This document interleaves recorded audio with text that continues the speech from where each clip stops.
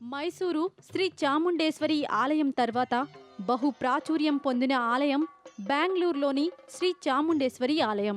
బెంగళూరు రాజనహల్లి ప్రాంతంలో పరిడవిల్లుతున్నది. భక్తుల పాలిట కోరిన వరాలిచ్చే కొంగు బంగారంగా అమ్మవారు పూజలందుకుంటున్నది.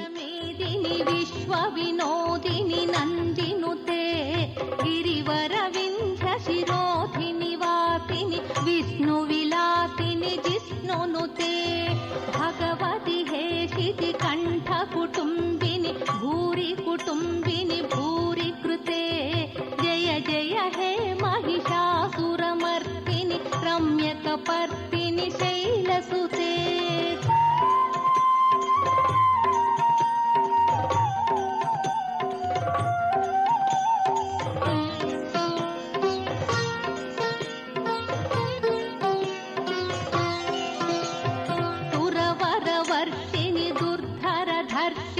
దుర్ముఖమర్షిని హర్షరతే త్రిభువన పోషిని శంకరతోషిని కల్మషమోచని ఘోరరతే ధనుజని రోషిని దుర్మద శోషిని దుఃఖ నివారిణి సింధుసుతే జయ జయ హే మహిషాసురమర్దిని రమ్యకపర్దిని శైలసుతే.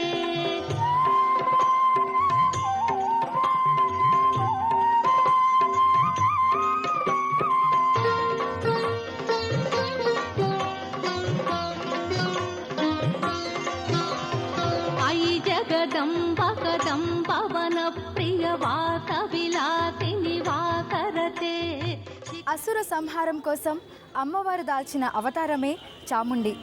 చాముండిగా కొలువుతీరిన అమ్మవారి ఆలయ నిర్మాణం వెనుక అమ్మవారి అనుగ్రహము, ప్రేరణ ఉన్నాయి.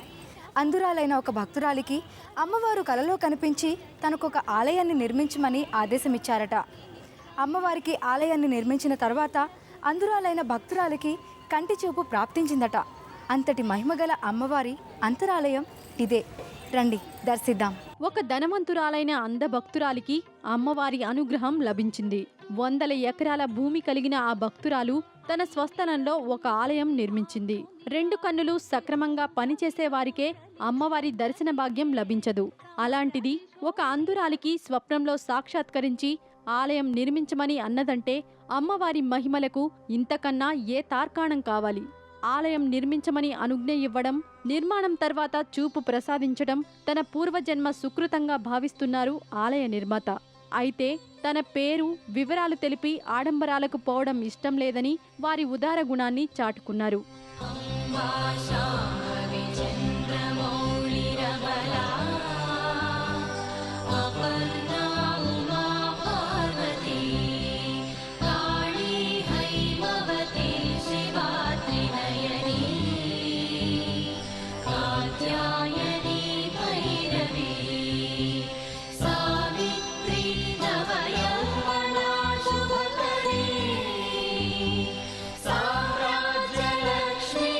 నేటి ఆలయ దర్శన విశేషాలను గమనిద్దాం.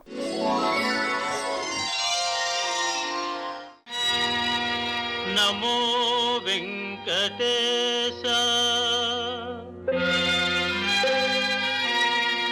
నమో తిరుమలేశ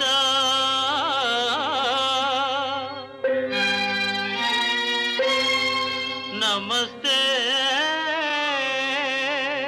నమస్తే నమః.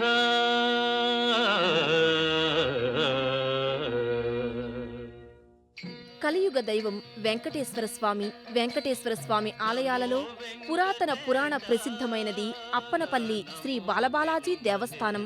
ఈ రోజు భక్తి సమాచారంలో శ్రీ బాలబాలాజీ స్వామి ఆలయాన్ని దర్శిద్దాం.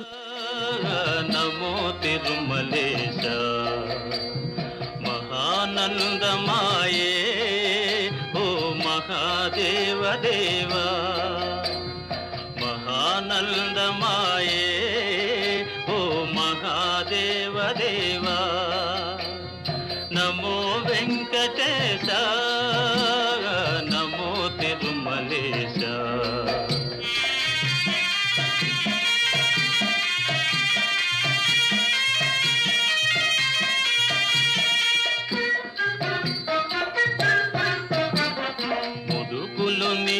కొసగి మా మొక్కులు తీర్చుమయా ముడుపులు నీ కొసగి మా మొక్కులు తీర్చుమయా ముక్తి కోరి వచ్చే నీ భక్తుల బ్రోవుమయా భక్తుల బ్రోవుమయా నమో వెంకటేశ నమో తూర్పుగోదావరి జిల్లా మామిడికుదురు మండలంలో ఈ ఆలయం ఉన్నది. విజయవాడ నర్సాపురం రైలు మార్గంలో పాలకొల్లు స్టేషన్ నుండి 39 కిలోమీటర్ల దూరంలో ఉన్నది. కోనసీమ అందాల నడుమ వశిష్ఠ గోదావరిపాయ తీరాన ఈ ఆలయం నెలకొని ఉన్నది.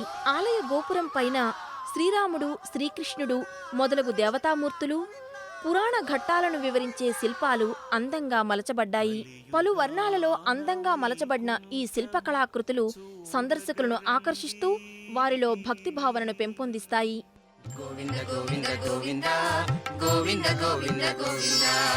కలియుగాన వైకుంఠము చూడగరండి, వెలసినాడు వెంకటపతి వేడగరండి.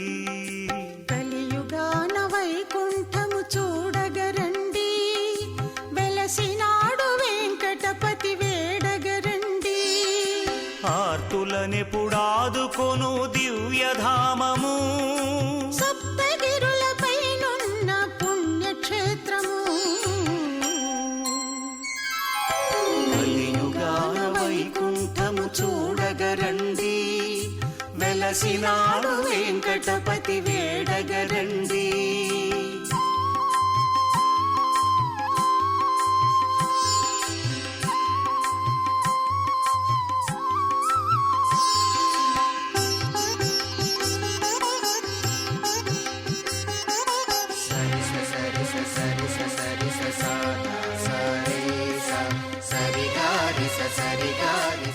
శ్రీ కశ్యప ప్రజాపతికి కద్రువ, వినత అనే ఇద్దరు భార్యలు కలరు. కద్రువ కుమారుడు నాగులు, వినత కుమారుడు వైనతేయుడు. కొన్ని కారణాల వలన వైనతేయుడు రోజుకొక నాగును తినేవాడట.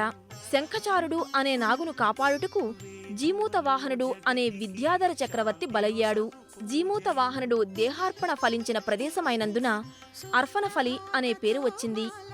అదే క్రమంగా అప్పనపల్లిగా నామాంతరం చెందిందని చెప్తారు. జగతికి శాంతి నొసగు పూజలు, ప్రతినిత్యం కళ్యాణం పెద్ద విశేషం.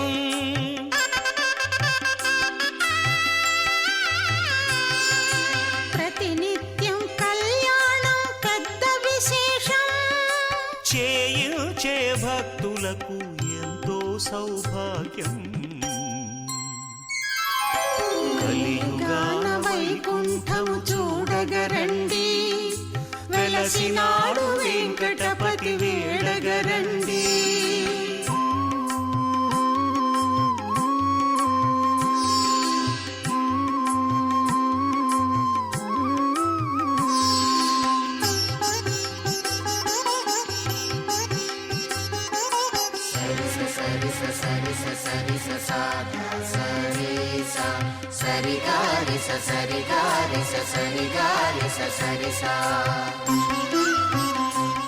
జీమూత వాహనుడి కోరికతో, కశ్యప ప్రజాపతి సలహాతో వైనతేయుడు చనిపోయిన సర్పాలకు ఉత్తమ గతులు కల్పించడానికి వశిష్ఠ గోదావరిపాయను అర్పణఫలి అంటే అప్పనపల్లి మీదుగా ప్రవహింపజేశాడు. అదే వైనతేయ నది. ఇది ఉత్తర వాహిని అగుటచే అప్పనపల్లి సహజ పుణ్యక్షేత్రం. వెంకటేశ్వర స్వామి బాల్య రూపాన్ని, బాల్య క్రీడలను చూసి తరించాలని వకులమాత వెంకటేశ్వర స్వామిని వరం కోరింది. వైనతేయ నదిని పవిత్రం చేయమని గరుత్మంతుడు కూడా స్వామిని వరం కోరాడు.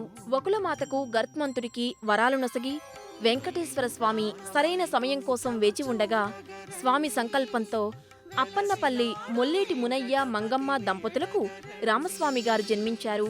కొబ్బరికాయల వ్యాపారం చేస్తూ వ్యాపారంలో వచ్చే లాభంలో కొంత భాగం కేటాయించి ప్రతి సంవత్సరం తిరుమల సందర్శించి శ్రీ వెంకటేశ్వర స్వామి వారికి సమర్పించేవారు.